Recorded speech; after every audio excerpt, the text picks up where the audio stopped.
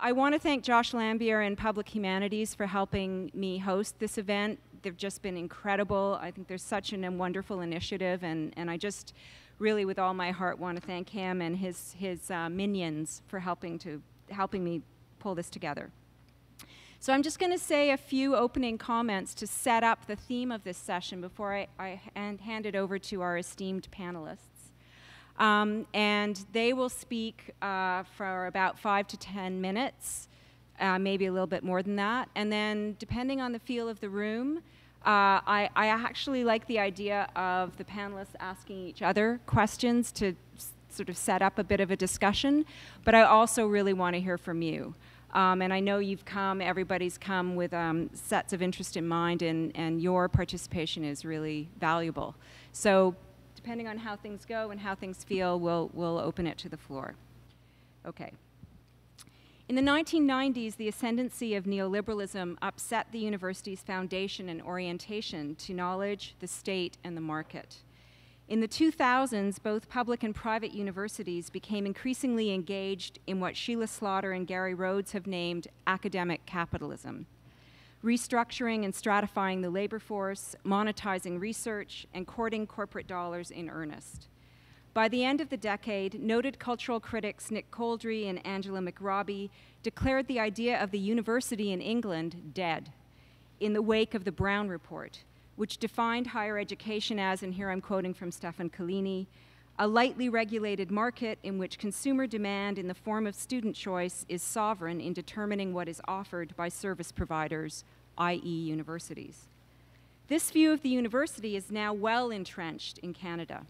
The 2005 Ray Report, commissioned by the Ontario provincial government, called for tuition to be deregulated and for loan limits to be raised. This reform, couched in the rhetoric of egalitarian access, increased government funding while ensuring that the bank's business of supporting students would grow. More recently, as policy researchers have declared the entire Ontario public university sector to be unsustainable, our now resigned Provincial Education Minister Glenn Murray, clearly enamored with the Bologna process in Europe, proposes to reform higher education by accelerating degree granting, increasing online education, entrepreneurial training, and technology in the classroom, creating a system of standardized mobile credits that can move easily between institutions, and admitting a larger number of lucrative international students. Murray puts forth these proposals in a report entitled Strengthening Ontario's Centres of Creativity, Innovation, and Knowledge. Is it an accident that the words university and college are absent from this title? As a new kind of enterprise infused by the spirit of networking and entrepreneurialism, the university is now a very different place to think than the universities many of us attended. Bill Redding's account of the rise of the corporate University of Excellence, published in 1996, anticipated the fate of the contemporary university, both public and private.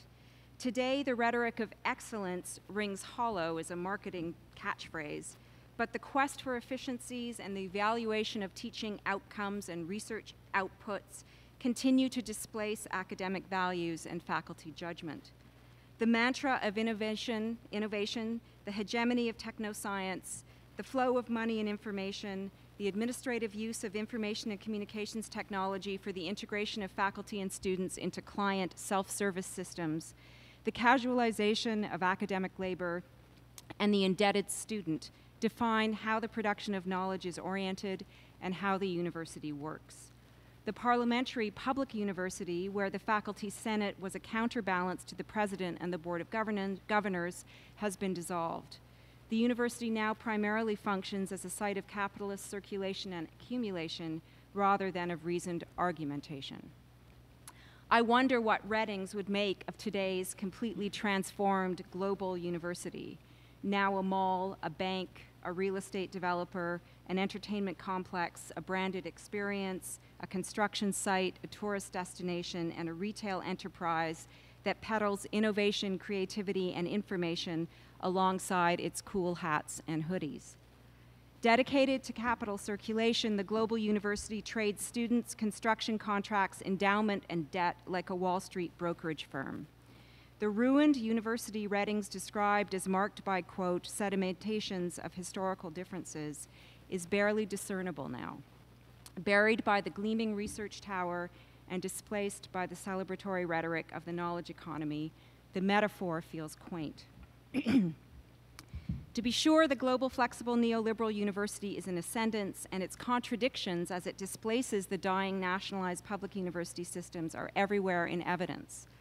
The University of California state system, for example, recently announced it can no longer afford to educate graduate students from California and will now admit only more lucrative out-of-state and out-of-country quarry.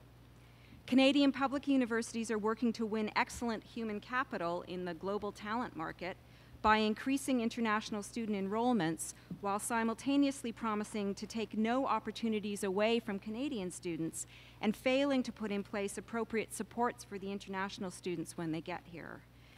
In the UK, the removal of the annual block grant to universities pits disciplines against one another for student consumer dollars. Free student choice in an unfettered education market is heralded as the great leveler, the mechanism that will expose low-functioning, non-competitive universities and low-yielding fields of study. Except, of course, if that free choice veers away from more expensive classes in medicine, science, and technology. These fields will, of course, be subsidized. But other more generative and productive contradictions exist as well. There are openings, refusals, détournements, protests, and paths around and away from these developments. University students are in the streets around the globe in Spain, Britain, Greece, Egypt, Chile, the US, Russia, Mexico, Canada, and beyond. They fight for their right to education and against austerity, tyranny, neoliberalism, and rabid global finance capital. Another productive contradiction is the recent publishing boom on the subject of the university in the West and its recent challenges and transformations. Indeed, so great has been the volume of journal issues, books, and edited collections that Jeffrey Williams has declared the emergence of a new field of critical university studies, noting the central role of cultural studies in this trend. But while there can be no question that critical intellectual work is central to social change, the reality of tens of thousands on the street and the multiple exigencies of the current historical juncture push all of us working in the neoliberal university to confront a crucial question. How is it possible to enact a meaningful critique of the university system while continuing to function within and reap the benefits of that same system? Critics such as the EduFactory Collective argue for an exodus from the university altogether, for its dissolution into the streets, into autonomous knowledge production and self-valorization, into the common. Others are not willing to cede the ground entirely. Reddings exhorted us to dwell within the ruins of the contemporary university pragmatically and without recourse to nostalgia and romanticism. He asks us to act responsibly, paying attention to the ways in which we might preserve the activity of thinking and the role of the intellectual without resorting to older ideas about our social role. Derrida insists that, quote, the strongest responsibility for someone attached to a research or teaching institution is to make its system and its aporias as clear and as thematic as possible. Work that engages critically with the, quote, politico-institutional structures that constitute and regulate our practices is one way to enact such a responsibility. To be sure, the intensifying transformations of the university system taking place around the globe today open our eyes to the fact that, and this is a quote from Reddings, the university isn't going to save the world by making the world more true, nor is the world going to save the university by making the university more real. But we must also ask, what are the limits to this kind of institutional pragmatism? Where does it lead us? What of the future? What does responsible action look like for those of us working within the global university today? Okay, so that's setting up the question. And so now I want to go to our panelists, and I'm going to introduce them each as we go. First is my colleague, Dr. Sasha Torres. And Dr. Torres is an associate professor in media studies in FIMS, where she teaches critical theory and cultural studies. She's the author of Black, White, and in Color, Television and Black Civil Rights, and editor of In Living Color, Race and Television in the US. Please join me in welcoming her.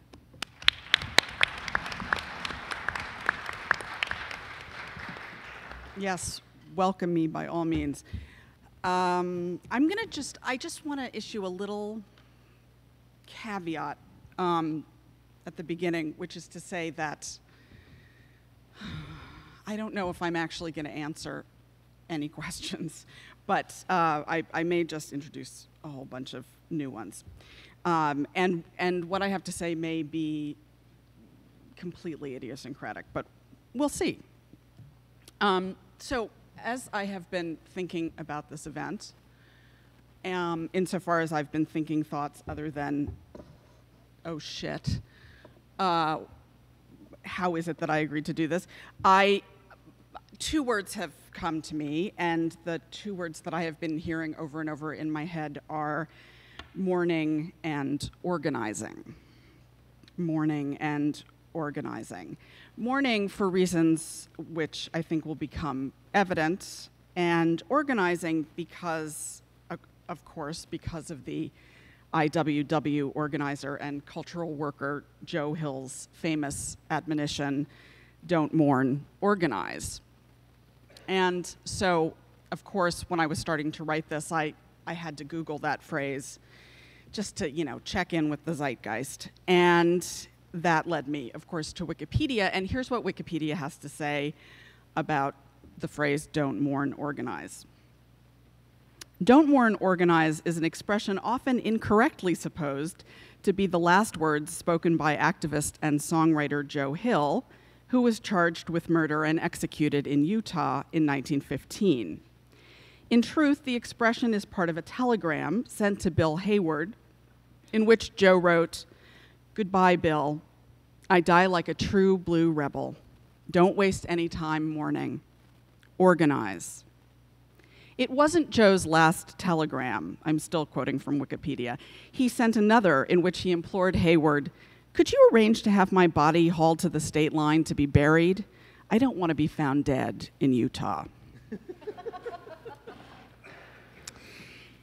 An injunction against mourning is a striking thing when it comes from a ghost. Joe Hill, after all, is probably best known, to those to whom he is known at all, as the haunting figure who visits the speaker of the song, Joe Hill, in his dreams. I'm not going to sing, unless maybe Allie would join me. Never mind. Okay. I dreamed I saw Joe Hill last night, alive as you or me. Said I to Joe, "You're 10 years dead." "I never died," said he. In the song, Hill embodies the unkillable spirit of the labor movement. What men can never kill went on to organize. But the copper bosses, or the Utah firing squad that did their bidding, had in fact killed Joe. He was actually dead, and the force of the song has always stemmed, at least for me, less from the fact that there is power in a union, which is kind of the point of the song, than from this uncanny return, from the fact that Joe Hill is not resting in peace, but is rather floating around, disturbing the dreams of living union activists who probably really need their rest. That haunting, it seems to me, is the unassimilable remainder of Joe's prohibition on mourning. Perhaps if a bit of mourning had preceded or even accompanied the organizing, labor leaders would be able to sleep at night. This is all a roundabout way of saying that I think one of the answers to this panel's question about our responsibilities as agents within the new whatever this thing is, one of my answers at least is that a little mourning might not be such a bad first step.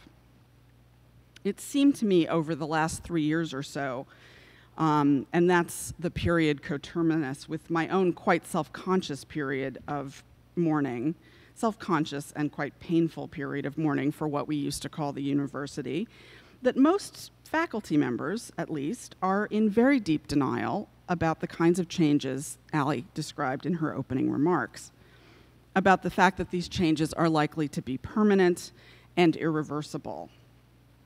The university in which I envision spending my working life is gone, and I don't think it's coming back.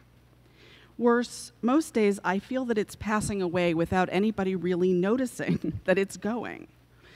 So a massive act-up style die-in on the lawn in front of the old Ivy building, in which we all dress up as an idea that likely can't or won't be thought in the new corporate you, in which thoughts must be turned, as Ali suggested, as quickly as possible into outputs to be commercialized. Such a commemoration of our losses seems not only appropriate but necessary. We should register and feel the possibilities for thinking and practice that are disappearing around us.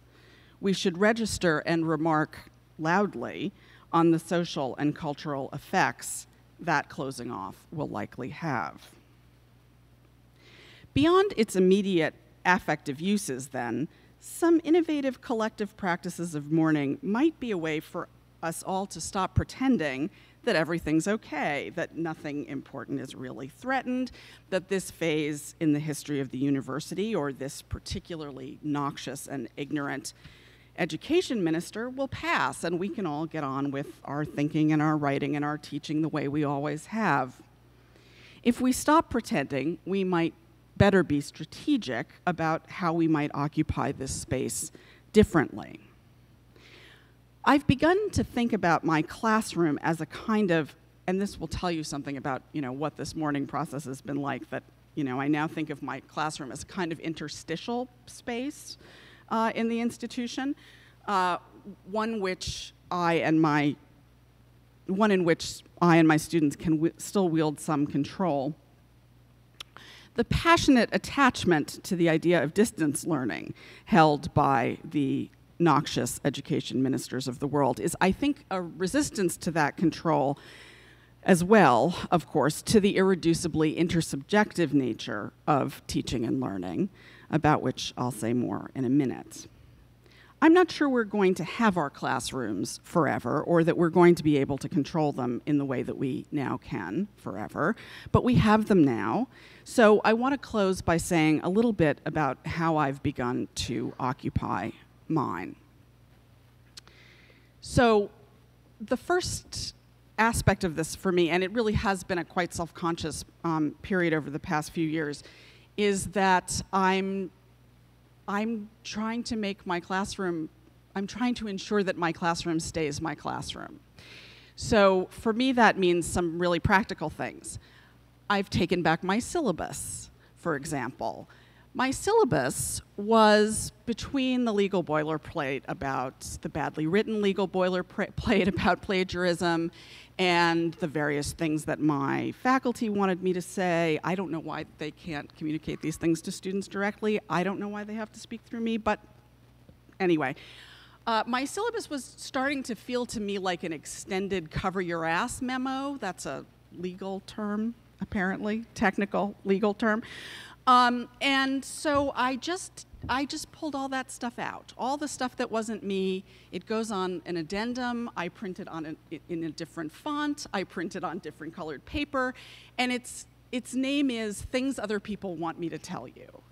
So that I feel like that crucial first encounter with my students is actually an encounter in which I'm speaking in my actual voice, and they are encountering my actual voice. And that that the institution isn't speaking through me in that way. Also, as of today, officially, I will never again darken the door of what I believe is now called OWL. I bring my own laptop, I eschew their tech, I just, I do the things that I feel I need to do in order to make the space feel like it's mine. The next thing is that I've worked hard on this, and it hasn't always been easy, but I have tried to arrange my relation to teaching such that I am doing more of the things that really bring me joy in teaching and fewer of the things that bring me less joy. And after a good deal of thought about that, it came to me that what I really love about teaching is the process by which a group of individuals comes together at the beginning of a semester, and through a process of accumulating common experience and common knowledge and common texts, becomes a collectivity around a particular intellectual project. And then I sort of stepped back from that and thought, okay, what does that mean about what has to happen in order to make that as successful as I can make it? And for me, that really is about knowing them and being known, allowing myself to be known by them, occasionally risking stepping out of the professor function and also allowing them occasionally to step out of the student function, and really letting myself feel what I feel for them, which is love. And risking that, and risking also the loss that the end of that relationship and the end of that collectivity always brings at the end of every term. So, and you know, that's hard, but I think it's worth it. And the last thing that I think that this process has enabled for me and has kind of underscored for me is the necessity of, when I'm in that space with them, of really being in that space with them and listening in a different way. And I just want to tell a real quick story about how that is one way in which that's worked for me. So one of the things that happened in one of my undergraduate classes last year was, and I don't really remember how this happened, I don't know how we got to this place, but was that my students started talking kind of spontaneously about their fear of what is going to happen to them in this economy and whether they're going to get jobs. And I had sort of instantly a reaction to that, which has to do with the fact that this discussion around technical skills and training is a kind of fraught issue in FIMS. I'm sure that's not the only place it's a fraught issue, but it's fraught for us. And the way that this goes is that our students want, they want somebody to give them a guarantee that they're not going to spend the next 10 years in their parents' basements. So they want skills and they want training, and we feel, the faculty, many of us feel like we don't even really have those things to give them, and if we did, we kind of don't think that's what they should have anyway. And so there's been this impasse. And so for the last year, for the first time, I was just able not to hear the demand for this thing that I felt that I couldn't give them, but to just hear the fear. And to just be with the fear and listen to that and be present to that. And so, and in that process, I began to see kind of a middle path through this, which was not me trying to, you know, teach them technical skills that I don't actually myself possess, but facilitating an ongoing discussion through the semester about the ways in which they might make a translation between what we're doing in the course and how they might talk about that to, say, an employer or a prospective employer. So far, that seems to be working okay. And I think it's gotten an elephant out of the room, which has been useful for me. So that's what I got.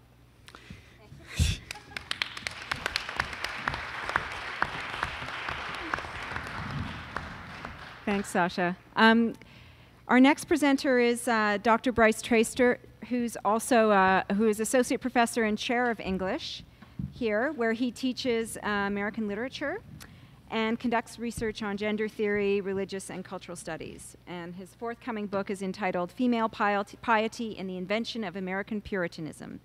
Dr. Traister is also past president of UOFA. Please welcome Dr. Traister.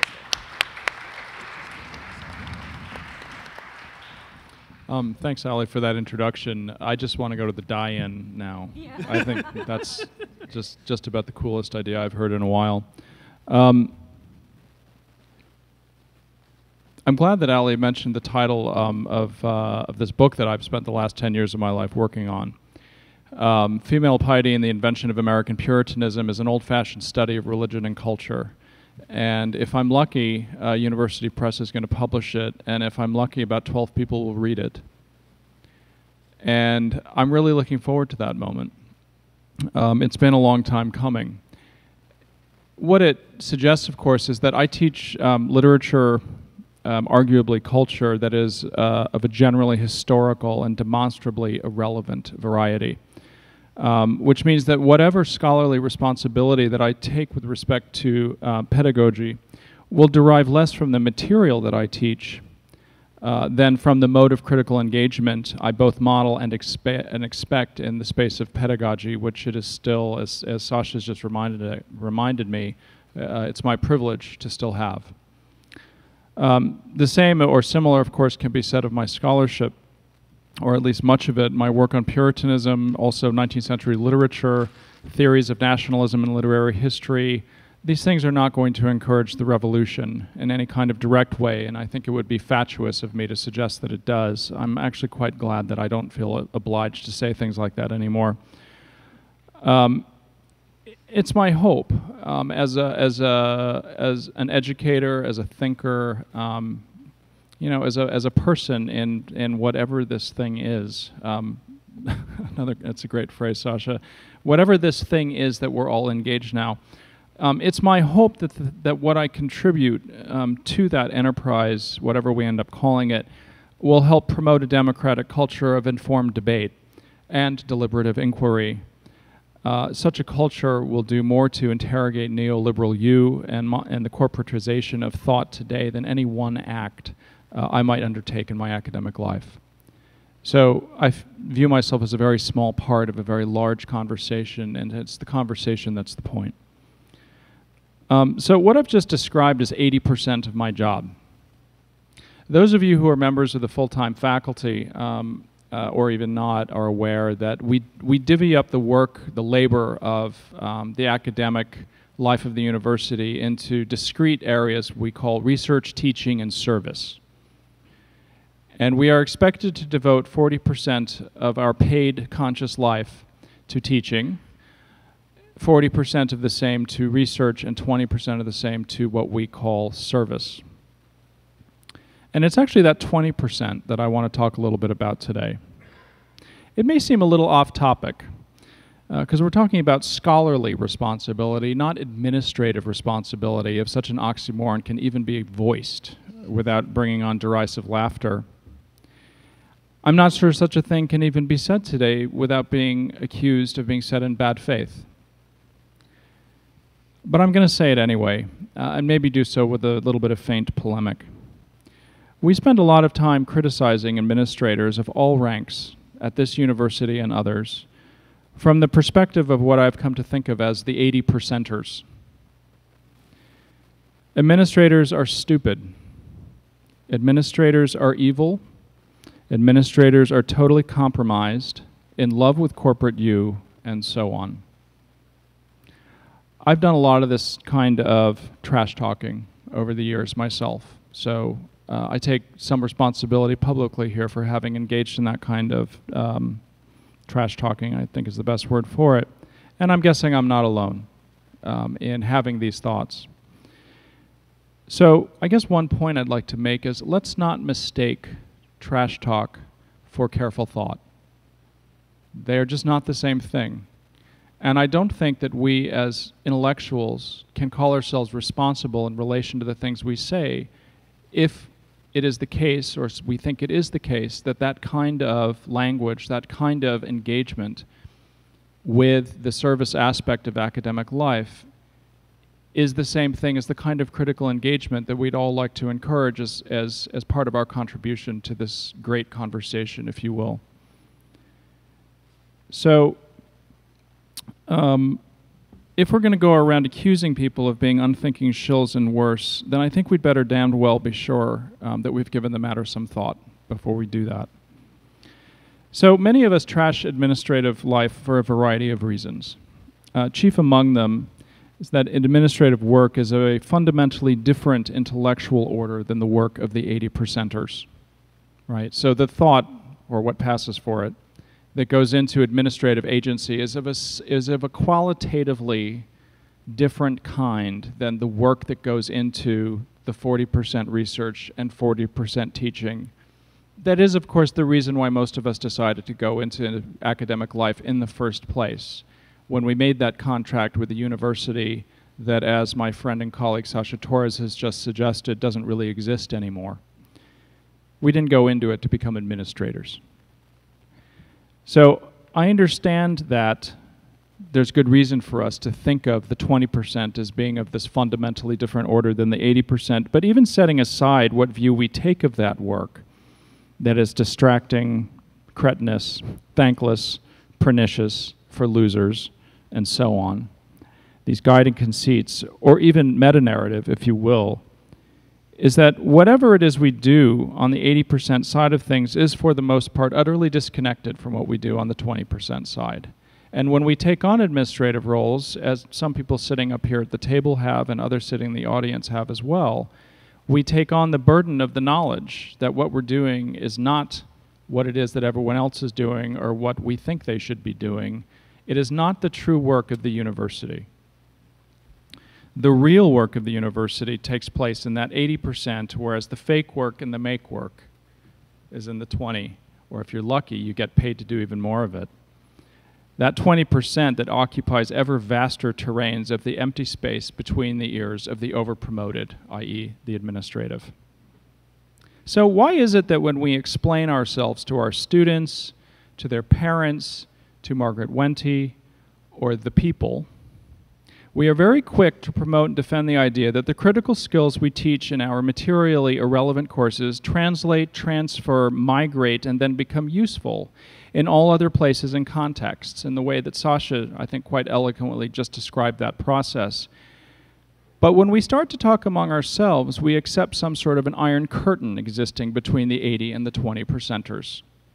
So we're all ready to defend what it is that we do in that 80% as being valuable and important, translatable, and of a fundamentally and potentially, in a good sense, different order from its articulation in an academic space. But when we talk amongst ourselves, we don't give ourselves that right. And we suggest that, again, that work is fundamentally different. Why is that? Why do we stick to the idea that our scholarship matters beyond the academic purview, beyond the ivory tower, but that there is no connect between that and our administrative or service capacities within our local academic lives? And before we blame the union rules, it's another popular gesture, before we blame the unions for their heavy-handed enforcement of these discretions, the 40-40-20, let us recall that the reification of service from other kinds of scholarly responsibility is as old as the university itself.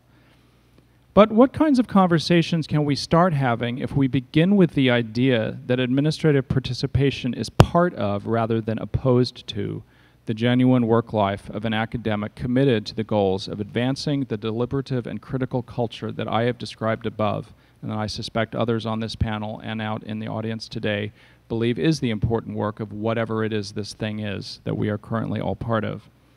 I'd go further and observe, potentially, that some of the terms of this own mini-conference could be said to replicate the view that I'm criticizing here, that we're all of a bunch of intellectuals being held hostage to the neoliberal agenda of corporate use set by our administrative overlords. That us versus them worldview both describes the current state of the university's affairs and configures all possible resistance to it. I think this is a mistake, and one that follows from that commitment to reifying the 20%ers from the 80%ers. This commitment is impractical at best.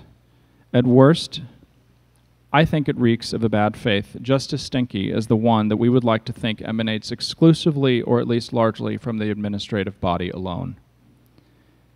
So I find little that is persuasive in going around claiming to be resisting the man through our scholarship and teaching, and then consigning administrative agency always and already to retrograde political identity. Perhaps in making our claim to critical agency, we might start thinking about the possibility of administration as something other than self-evidently compromised nonsense. Perhaps we should think about university administration as an opportunity for critical engagement, as a workspace in which we can discharge rather than hide from our scholarly responsibilities, and as a mode with which we might engage the public more effectively And that's the important point here for me, engaging the public effectively on the values of higher education that need to remain independent of the centrifugal attractions of corporate you. Thanks.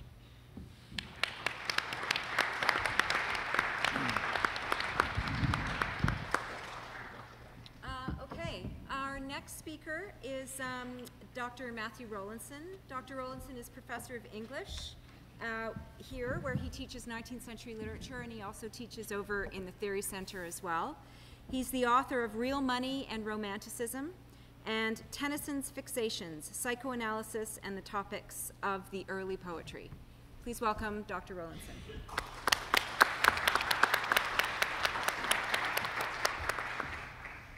Thank you, Ellie.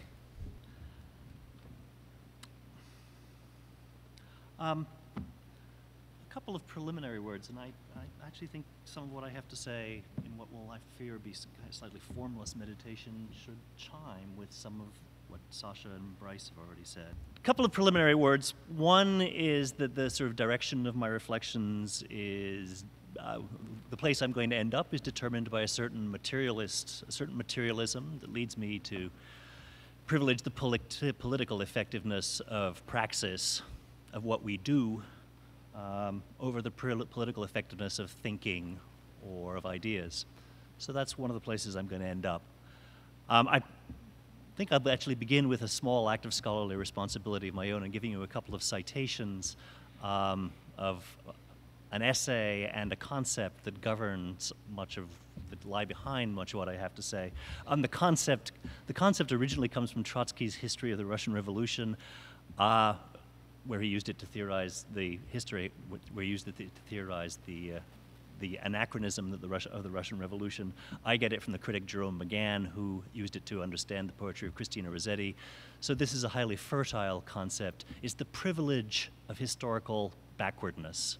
The privilege of historical backwardness. I want to argue that the university has some of that privilege. And the second the essay I wanted to cite for you, I'm not sure. It used to be a very well-known essay, is by E.P. Thompson, an essay published in 1967 called Time, Work Discipline, and Industrial Capitalism. And it's an essay about the way in which homogeneous time, or clock time, is an artifact of industrial capitalism. And it's an essay that actually, like much of Thompson's work, is about the anachronistic survivals of different kinds of time. And one of the different kinds of time and different kinds of work discipline. And one of the places he locates a different work discipline from that was imposed by industrial capitalism is the university. His interest, and it's a fairly brief passage on the university, is actually in student life, which he characterizes as having been defined since the Middle Ages by sort of periods of binge drinking, followed by hurried all-night production of labor. So what he's trying to characterize is a very inhomogeneous time that organizes our work in the university. And the direction in which my thinking is going to go here is to actually argue that that's an important thing to defend, although perhaps not in that form. The two terms, the binary that's going to organize what I have to say is the binary, I think that actually constitutes our lives, the binary of the disciplines and the university. The university is historically, and you'll forgive some extremely schematic history, a medieval, primarily a clerical, primarily a religious institution. And the university as we have it today, the formula for the university as we have it today can roughly be stated as the medieval clerical university with a 19th century, largely German structure of the disciplines grafted onto it. And in this chimera, in this sort of kind of uneasy hybrid that we still all inhabit, I think it's fair to say that the university is distinctly the embarrassing half. The university with its sort of fondness for breaking into Latin song, with its weakness for heraldry, with its occasional adoption of robes. All these, and I'm speaking to some extent in a personal vein here, these are all the things that I most still resist about the university. What I call its sort of Harry Potter aspects. The university is saturated with its medieval origins. I mean, it's scarcely necessary to say, speaking in this room. It gets its calendar from those origins. The university calendar remains largely, it's in part a seasonal calendar, and that's one thing that makes it relatively unusual in the regime of post-industrial capitalism. It's a seasonal calendar, and it's of course a religious calendar. We're about to break for Christmas, thank God. It's very we break, roughly speaking, at Christmas and at Easter. So our calendar is in certain fundamental ways pre-modern, and many things about the university are pre-modern. And when we think about the university, I think most of us seize with a sigh of relief upon the moment in the 19th century when the university is modernized by the introduction of disciplinarity. The disciplines, unlike the university, which is or was primarily a dogmatic institution, the disciplines are above all critical institutions. That is to say, and again, I'm speaking in an extremely generalized mode, but if there's one thing that characterizes the academic disciplines, it is precisely that their work constitutes itself as a constant, the work is a criticism of received wisdom. Every contribution we make to knowledge is also and necessarily a critique of the knowledge that already exists. So the disciplines are above all critical and modern. To elaborate this binary contrast, the university is a pre-modern institution. It also therefore precedes the nation state. There's no University of Canada or University of Britain. Universities are characteristically civic. Oxford, Cambridge, Toronto, London, Chicago, New York, and so forth. Paris, Berlin, Freiburg. They're civic institutions, and I'll say a little bit more about this later, but I would even go so far as to say there's something constitutively provincial about the university. The university is not a courtly institution. The great ancient universities, possible exception of Paris, weren't located in the national capitals in the city of the court. Oxford, Cambridge, Jena, Freiburg. So the university, there's something provincial about the university. The disciplines, on the other hand, are constituted in the high age of nationalism, the great disciplinary institutions of the 19th century, the Modern Language Association, the Philological Association, the great disciplinary associations of the 19th century are, well, to begin with, national in nature. And I would go further and say, and toss a few other words into the mix, they're national or even cosmopolitan. Our disciplinary affiliations aren't actually limited to the nation state. Our disciplinary associations are cosmopolitan. Or to darken the picture a little bit, one might toss in the word imperial. The growth of the disciplinary apparatuses of the academy during the 19th century, closely linked, if you look at the history of the natural sciences in Britain, Germany, and the United States, or if you look at the history of philology, closely linked actually to imperial projects. So that's what accounts for I used to think this was partly simply an epiphenomenon of the particular institutions in which I have trained, in which I have worked, that it sort of accounts for the sigh of relief when we pack up our bags and leave the university in which we teach and go off to the MLA or the APA or and we feel we're leaving the provinces and going off to a cosmopolitan or metropolitan institution where the real intellectual work is being done. The rhythm, the conflict, the tensions between the disciplines and the university and the disciplines in the university, then, as I've been trying to suggest, both anecdotally and with a kind of at best anecdotal history, structure a lot of our lives. And to some extent, what I'm providing you with now is a personal narrative. In that personal narrative, I will say that in my own career, I have always thought that to some extent still think that my primary and almost unique scholarly responsibility is the disciplines.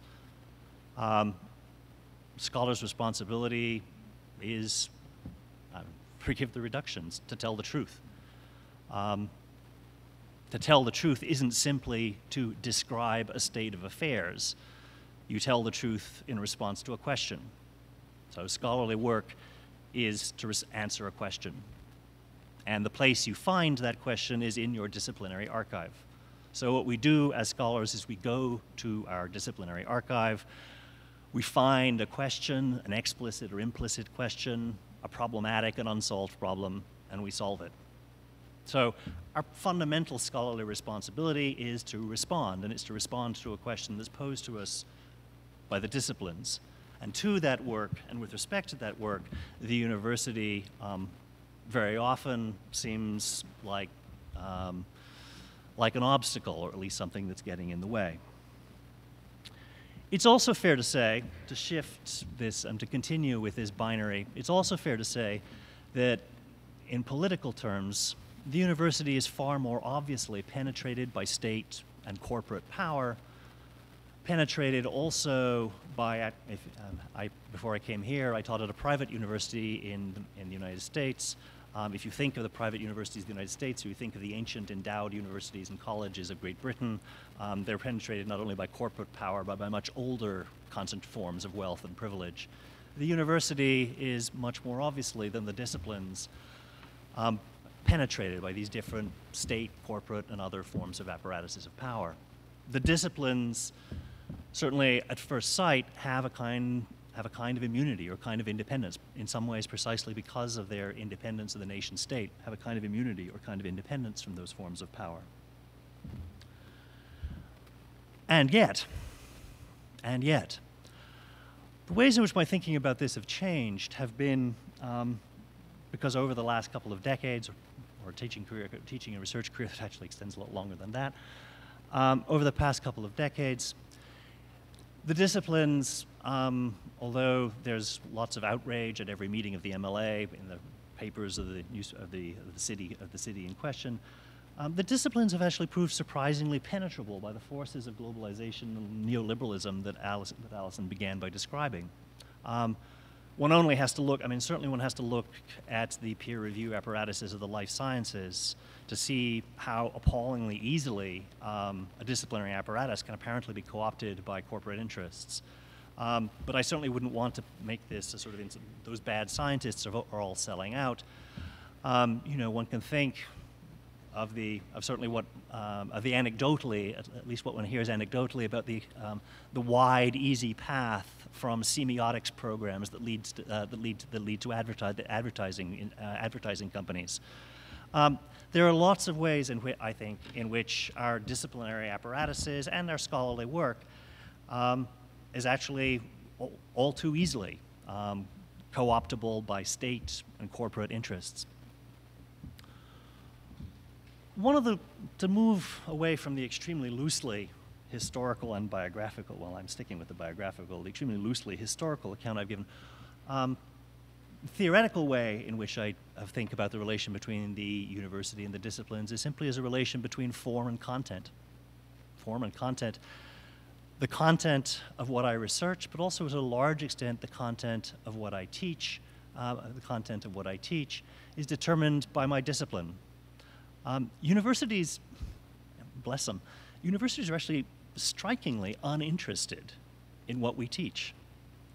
That is to say, and Sasha is of course right, all kinds of pressure is brought to bear on our syllabi, but nonetheless, and I speak here from a position of privilege as somebody who doesn't teach online and somebody who holds a regular academic appointment, and I realize that appointments of the kind I have are under great pressure in the contemporary academy. So I speak aware that much of what I have to say requires enormous qualifications. But nonetheless, I will say that universities are remarkably uninterested in what we teach, that we have a great deal that our syllabi are to a very significant extent the means by which we transmit disciplinary knowledge to our students. The disciplines also supply, to name other aspects of the form in which the form that the university gives us to do our scholarly work, the apparatuses of hiring, promotion, tenure, and so forth. These apparatuses very largely farm out the work of determining what is true and what is not true to disciplinary apparatuses outside the university. This is something that should strike us as very odd. God help you if you're in a promotion and tenure process and you lean forward and say, I don't think what this candidate is saying is true. That doesn't fly. The people who get to decide what's true belong to the disciplinary apparatus outside the university, and the university is very much the institution that provides the forms within which decisions about promotion, tenure, and teaching, and so forth take place. How am I doing? Oh yes, okay, I will wrap up. Thank you, Ellie. I'm sorry. The form of my thinking on this subject has taken the classic dialectical form, the classic dialectical narrative of a reversal of form and content, however. The challenge that the university poses to neoliberalism doesn't, I think, increasingly come from what we write and think, although I will insist that we continue to be massively responsible for what we write and think. The challenge the university poses to neoliberalism comes from the forms of our labor and the artifacts with which we perform that labor. That is to say, the fact that we perform our labor by going to the library, and in the library we produce and we use books that we neither expect, or our relation to those books is not as commodities. We aren't using books that we buy, and we aren't producing books that we expect in any real sense to sell. Sorry, Bryce. We expect in any realistic sense to sell. In our classrooms are a space where a group of people meet to think about a set topic for a period of time, with no set outcome, and in a context where the categories of producer and consumer, of work and pleasure, the categories of production and consumption that organize the space and the conceptual apparatus of neoliberalism make no sense. The threat, the rage that the university produces, I think, in neoliberal ideologues comes from those facts. I used to think that the Globe and Mail hated us because they thought we were queers and nihilists. Now I think they hate us because we get to work in libraries and because we get to choose what we're going to do during our summers. And so in that sense, we provide also a link to the past. God knows we're anachronisms, but we also provide a certain kind of utopian model for work.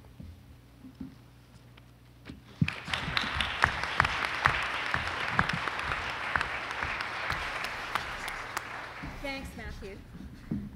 Our final presenter is Dr. Nick Dyer-Witheford, who's Associate Professor and Associate Dean at FIMS, where he teaches political economy of media and information. And Nick is the author of Cyber Marks, Cycles and Circles of Struggles in High-Tech Capitalism, and the very popular Games of Empire, Global Capitalism and Video Games. Please welcome Dr. Dyer-Witheford.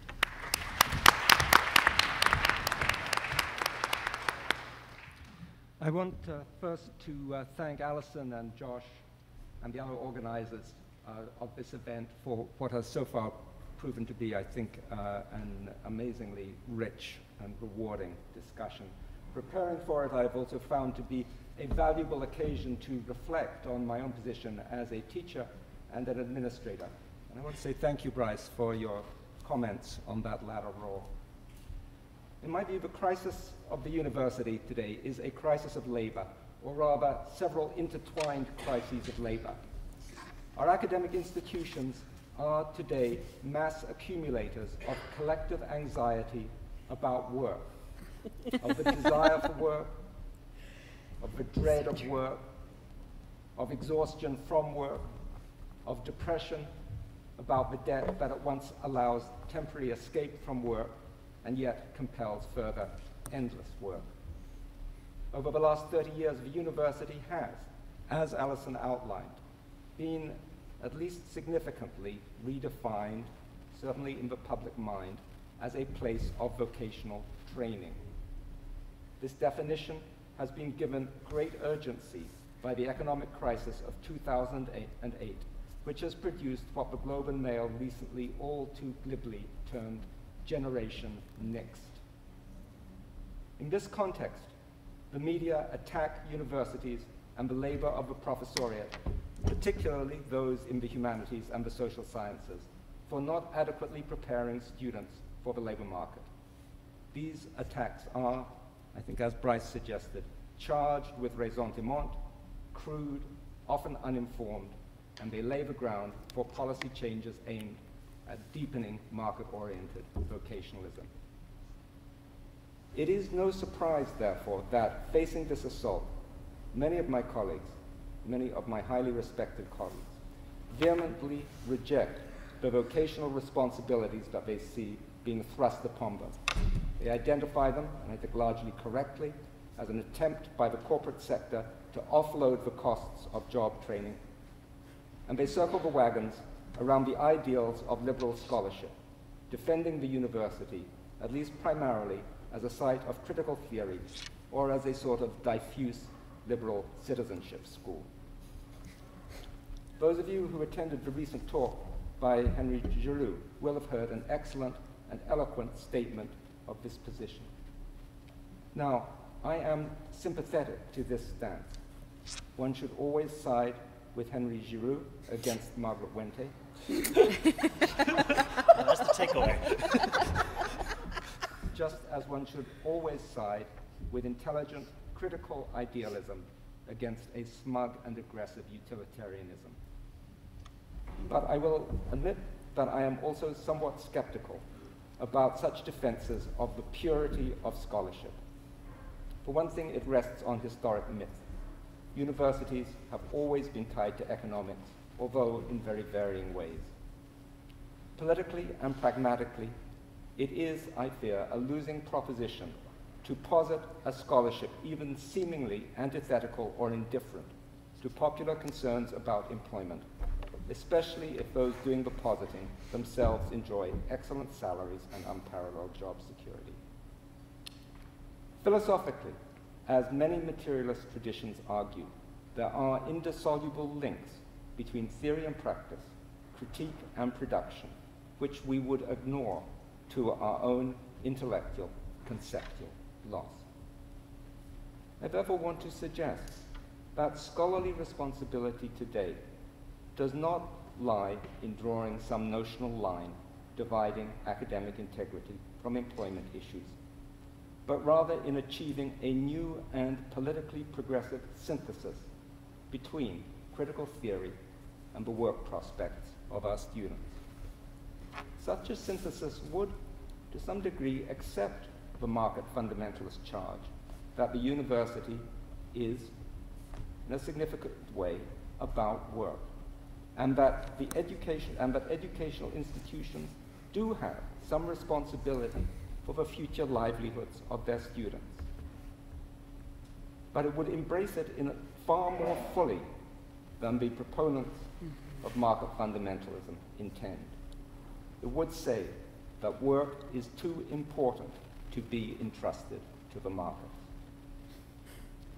The Marxist scholar, Frederick Jameson, has suggested that in an era when capital is, because of its technological dynamism and globalizing trajectory, structurally unable to provide work for everyone, generating ever-enlarging surplus populations, the most subversive slogan is, paradoxically, jobs for all. He writes, "If I ask myself, what would today be the most radical demand to make on our own system, the demand which could not be fulfilled or satisfied without transforming the system beyond recognition, and which would at once usher in a society structurally distinct from this one in every conceivable way, from the psychological to the sociological, from the cultural to the political, it would be the demand for full employment, universal full employment around the globe." In this sense, progressive faculty should teach jobs for all. To teach in this way would be to affirm rather than deny a role in addressing the jobs crisis, but to provide an address by both teaching for work, which is, in fact, what is done by our professional programs, which are an integral and long-standing part of the university, but also teach the critique of work, the critique of a system which cannot supply work and which turns work into the destructive forms evident in the other great crisis of our day, the bio-crisis. Rather than asking students to park their anxieties about work outside the lecture theatre, or to take them somewhere else, to the colleges, where someone else, less erudite than ourselves, can deal with them. We should teach fully to their conflicting impulses about the work crisis, about the possibility and the precarity of jobs today, about the desire to have a job and their desire not to have a job, about identities formed within jobs and the identities that lie beyond a job in a society where work is transformed. And I would say here that I found Sasha's comments about her classroom experiences extremely resonant. Practically, I think that this means devising programs that deeply embed, indeed entangle to the point of inextricability, critical thought and career training. Now, I will admit, this strategy has an element of cunning and calculation. And I would like to use the Russian loan word maskirovka, disguise, camouflage, concealment. But I would also like to use the word détournement, of experimental reversal of dominant tropes. However, to teach jobs for all in this radical sense, we would have to clean our own house. Because to teach in this way places on us an obligation to confront the crisis of labor not just amongst students, but amongst scholars, and acknowledge how far precarity and unemployment have become part of our workplace. In the part of the university I know best, in key programs, nearly half the instruction, and frankly much of the best instruction, is done by limited duties faculty, working at a fraction of the wages of tenured faculty, and without any elements of their security. In this respect, it is representative of the general trend in North American universities. This discrepancy in wages and conditions might be barely tolerable in a situation where such part-time labor could be conceived of as a way station or apprenticeship en route to a full-time academic career. But in a number of disciplines where hiring has stagnated post-2008, this is not the case. Ultimately, the situation undermines the position of full-time faculty by creating a budgetary incentive to hire part-time labor. In this context, the first manifestation of scholarly responsibility, both on the grounds of enlightened self-interest and as part of a broader commitment to work and worthwhile work, must be to raise the wages and working conditions of part-time faculty. This, I believe, is a task that can only be undertaken by a coalition of labor organizations and progressive administrators and faculty. To formulate a new politics of the university along the lines which I've barely sketched here would be to champion a commitment to labor, to livelihoods, and to ideas. It would be for the synthesis of practical and critical life, against job shedding, precarity, and the degradation of work. It would address these issues at its own core by improvement in conditions of its part-time faculty. It would make the centrality of education, not just to the individual, but to the general conditions of employment and ecology, the grounds to argue for a reduction of tuition fees and for programs of debt forgiveness. An academic project such as this could only succeed as part of a wider revivification of a Canadian and indeed North American left. It needs many allies beyond the campus and the classrooms. And for these reasons, I think that faculty self-governance, although an important demand, does not entirely adequately catch the scope of what is needed, which is more a question of broad and distributed democratic public policy formation.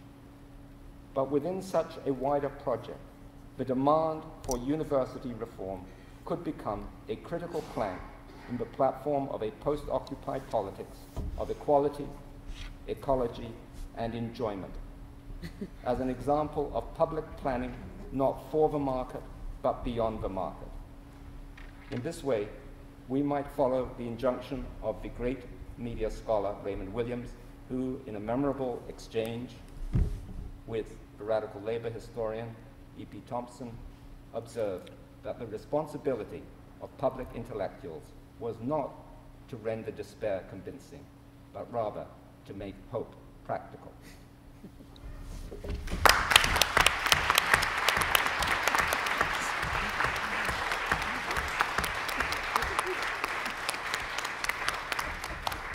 Thank you all so much. Those were amazing talks, and I think in the effort, or in the best interest of all, hearing from all of you, I'd like to turn the microphone over to you now.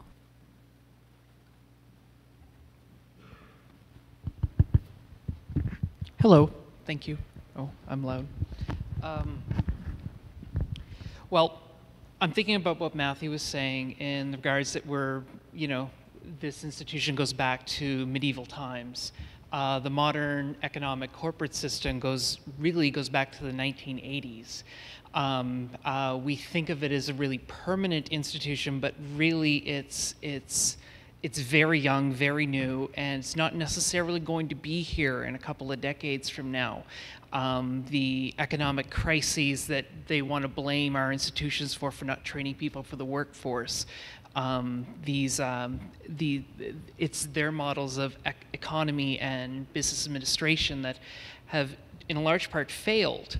So I'm just wondering where we've allowed those institutions and those ideologies to take the lead in cultural development, is there a way that humanities can use this moment in history, in this point in cultural change, like you were mentioning at the end, to take a lead and to bring the institution into a model that goes beyond our current political situation? We've survived the church.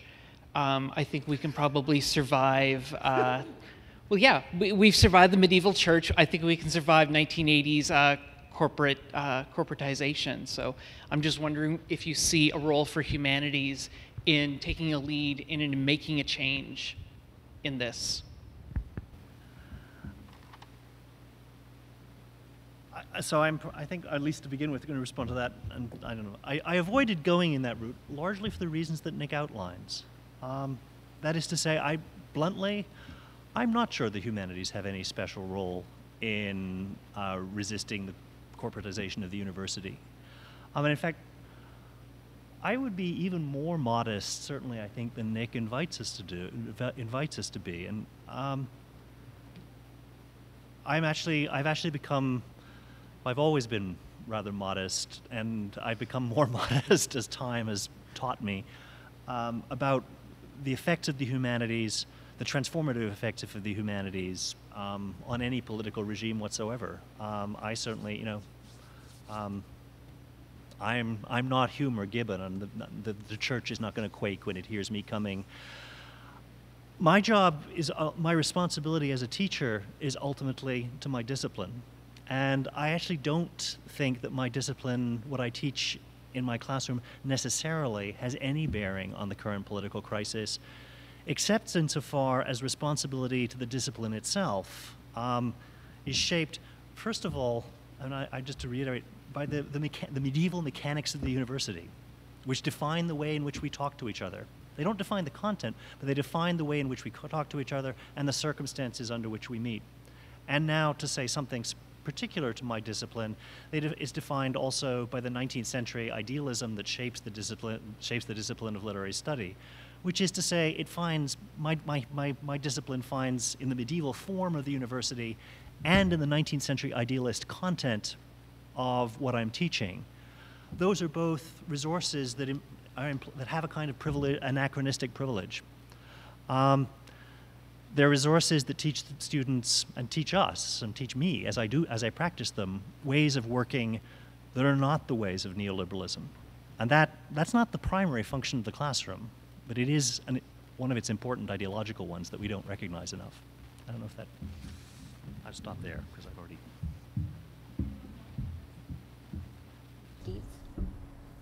The question, somebody else should. It's an interesting question because, of course, you ask whether graduate studies can become a preserve of old academic values. often people, perhaps scholars of my age, look to graduate studies as a place where, in fact, new forms of academic value and academic practice emerge. But I think there's a possible rapport. Raymond Williams, whose name I mentioned earlier, spoke of social formations as being composed of dominant, residual, and emergent elements. And it seems to me that if we are talking about the possibility of constituting a challenge to what is the current dominant order from within the academy, we might want to look at that, in fact, at the complex interaction between the residual older elements in academic traditions and the emergent new elements, which is a long way of saying, but I think we need both cleric students and hacker students in graduate school. Do you guys have anything else to say? So I have answers or thoughts in response to both of the questions, which, in keeping with Matthew's comments about the kind of dialectical self-contradiction that is the state of the university, my thoughts here actually do directly contradict each other.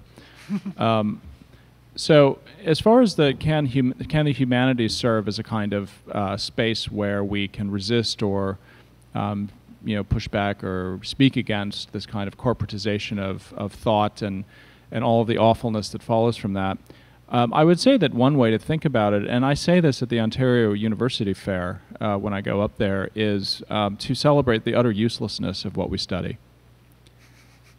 Right, to claim a kind of exemption from the instrumentalization of thought that is essentially what the kind of Marco Wentis of the world are encouraging the universities to become more so than they already are.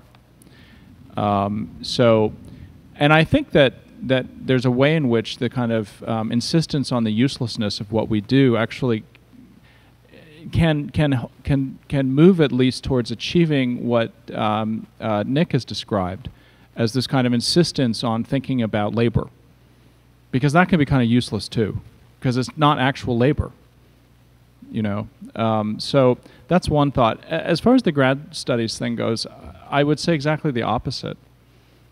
It seems that the pressure on graduate studies is precisely to instrumentalize its effects, and at every level, from the admissions process to the coursework schedule to the next stage in terms of a PhD, the exam year, the prospectus writing, the dissertation, and so on. It's become so absolutely scripted that it's hard to kind of take an individual student experience off of that script and have them actually walk away with the degree. You're not allowed to get sick, right, as grad students. You're not allowed to have a crisis because you'll fall off the track and you'll lose your funding and you won't finish in 4 years and so on and so forth. And so, I mean, I actually feel like it's very difficult to claim that kind of uselessness that I think would be useful and perhaps something of an antidote on behalf of graduate students, because all of the pressure goes in the other direction. And I'm not sure that encouraging graduate students to write about useless things and think about their uselessness is actually going to help them very much. So that's where the contradiction is. I just wanted to say a little bit about, surviving the church and the 80s. Because it does seem to me that there's I would hesitate to be too optimistic about the. I think there's something very, very sticky about neoliberalism. I think it gets its hooks into us in so many different ways and on so many different levels, both psychically and ideologically, that it's a very difficult formation to disrupt. It's very powerful, and maybe not as powerful as the church, but I think I feel like it's going to outlast me. It's very possible that it's going to outlast me. So, you know, I don't think it's going to go the way of big shoulder pads and stirrup pants. Exactly. I have a question, actually. On the 10th of November, the Public Humanities at Western hosted a Saturday-long workshop on knowledge mobilization and imagining campus community collaboration. And Professor Donna Penny made a very profound remark, and it goes to something that Professor Tracer said, which is that tenure review is 40% research, 40% teaching, 20% service. And at the end of her remark, she said, how many of us do 1 in 5 days of service? And of course, I think we generally know the answer to that question. We were engaging with a concept of knowledge mobilization, which is very much at the heart of the problem of corporatization. But for young scholars right now, this is the environment that we face. We face success being something of wrangling with that concept and being able to incorporate it some way into our work, and yet it's a concept that is dragged through the mud by our superiors constantly as being the thing that's going to utilitarianize or to diminish the work that we do, is going to destroy our disciplinarity, is going to mire the university with the barbarians at the gates who are trying to break into what we do. My question is, how do we reinvigorate service? How do we make this a part so that it's not the little brother category, the little sibling category of the two big teaching and research? How do we reinvigorate the sense of what it is to work at a university? How do we interact with our city? Is constituencies beyond the university important to the humanities, such as what I would call public humanities institutions, literacy groups, art galleries, drama groups, arts groups, emergent groups in the community, these things that I think Western has let go and has not had a sustained interaction with. Is this important to us in terms of addressing the concern of the corporatization of the university?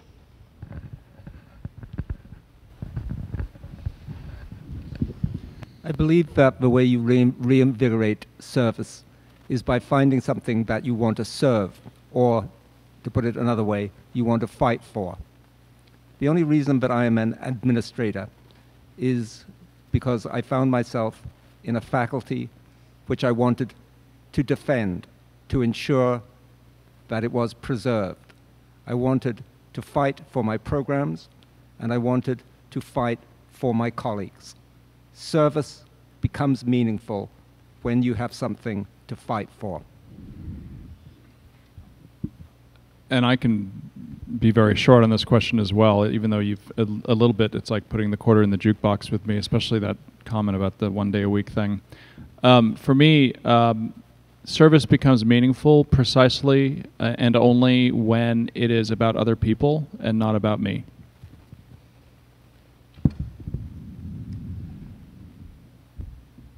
No, I hate microphones. I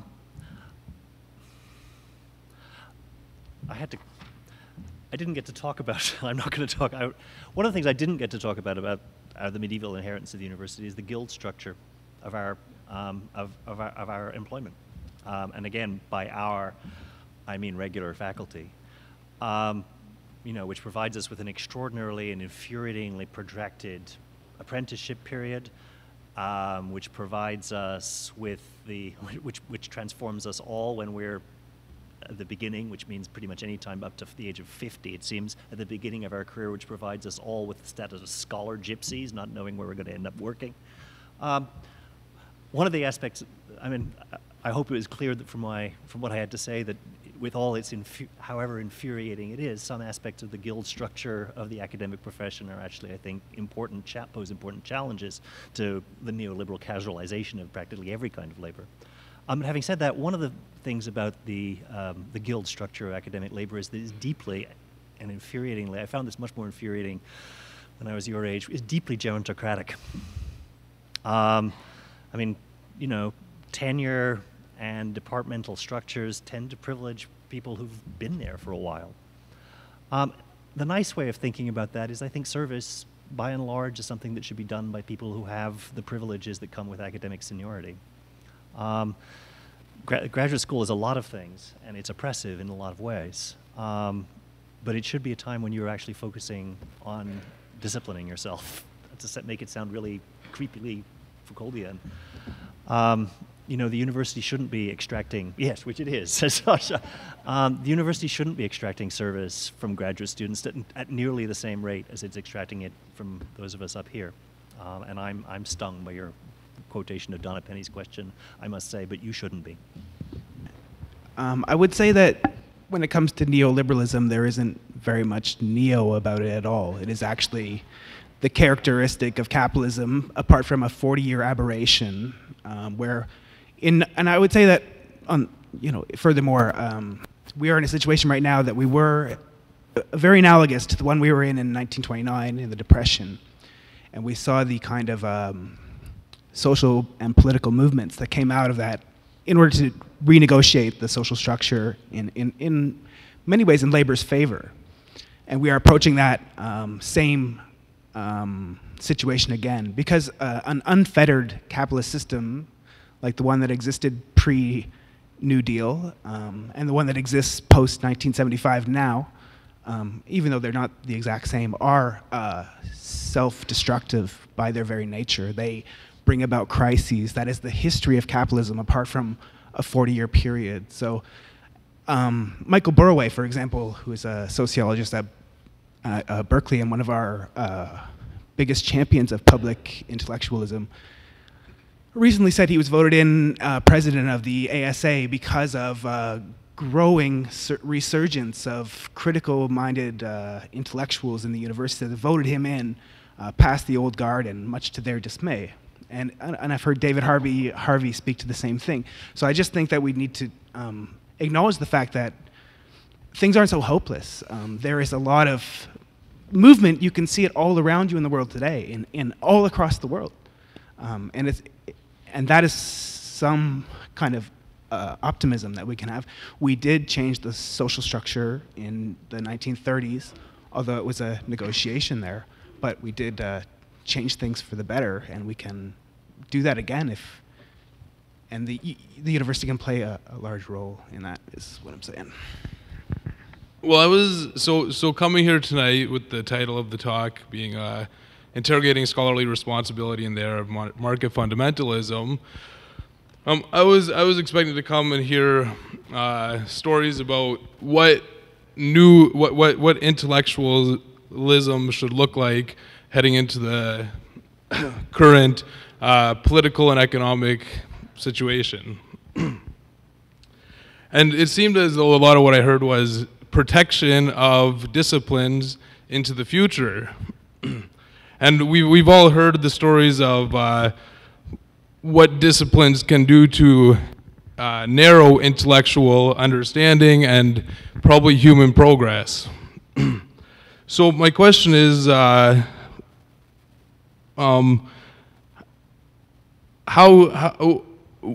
is there something that needs to be done in terms of how all intellectuals enact praxis, that is the connection between what we believe about humanity and how what we believe about how our discipline is related to human activity, right?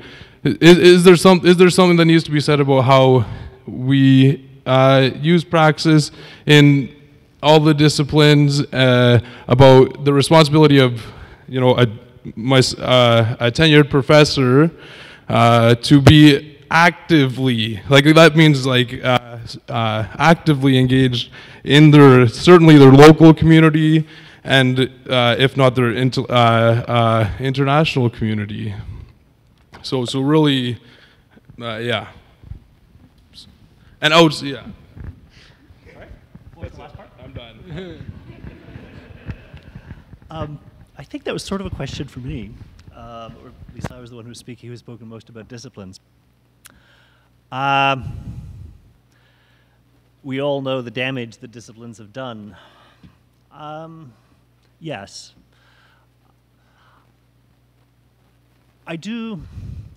To some extent what I want to say, there's a lot to say in response to that, and I guess one of the things I will say, and in general, is that I have a perhaps exaggerated sense of the curatorial responsibility of the university. I mean, it's our responsibility to do lots of things, but one of the things it's our responsibility to take is to take care of artifacts, ideas, modes of praxis, modes of looking, and modes of interaction. And I think the disciplines are powerful instruments to that purpose. So I'm more in sympathy with the disciplines than perhaps you are. And that seems like, I mean, my statement was polemic. And your response is a completely appropriate one. On the broader topic you raise about the scholar's global responsibilities and broadly speaking I think you may have used the word civic responsibilities. Scholars are, among other things, citizens. Citizens of cities, provinces, nations, and ultimately we're living organisms inhabiting the globe. Those roles also impose responsibilities. But I would want to distinguish between those responsibilities and a scholarly responsibility. And scholarly responsibility, I think, and in this point, I really just want to echo what Nick says. There's, scholars don't, I think, do themselves any favors by claiming that our training, my training in 19th century British literature, that's my disciplinary field, I'm not sure that gives me any special competence on broader political issues. And I'm not sure I should claim such competence. I think, in fact, there's something anti-democratic about that idea. So when I speak out on issues outside my disciplinary field, I speak as a citizen, not necessarily as a scholar. I would, however, say that there are fields and disciplines and academic practices which are of enormous importance to constituencies beyond the university, and I think that in those cases where we can activate our position not simply as citizens and laborers amongst other citizens and laborers, but also as the carriers of knowledge. Yes, you're completely correct. We do have a responsibility to extend ourselves into the larger society, and it is not simply an abstract responsibility. It is a responsibility not only to the others, but but to do that is also a responsibility to scholarship, because what I wanted to suggest was that the formation of the types of social and political movements which are necessary for the productive transformation of the university today will have to be wide and broad. The university will not be changed in a good way entirely from the forces which can be mustered from within it at this point. It necessitates a much broader mobilization. It needs to be part of that mobilization. And it is only through that extension that we can, I think, connect ourselves to the currents which the previous speaker addressed, currents which may be flowing slow or may in fact be flowing very fast indeed against neoliberalism.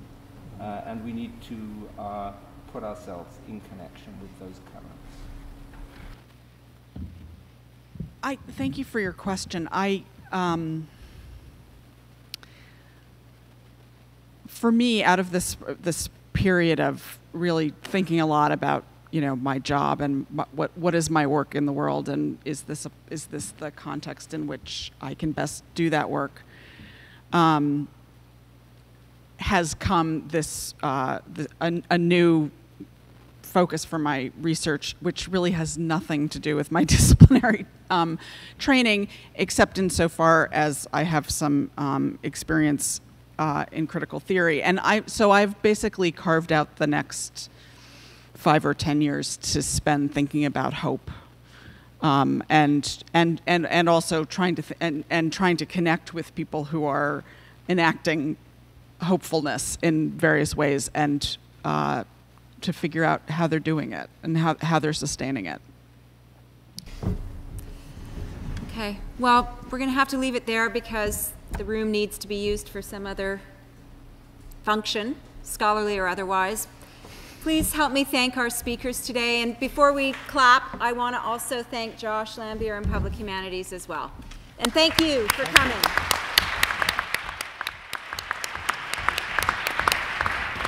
I hope this conversation can be continued in some other venue, somewhere else, some other time, maybe in a die-in.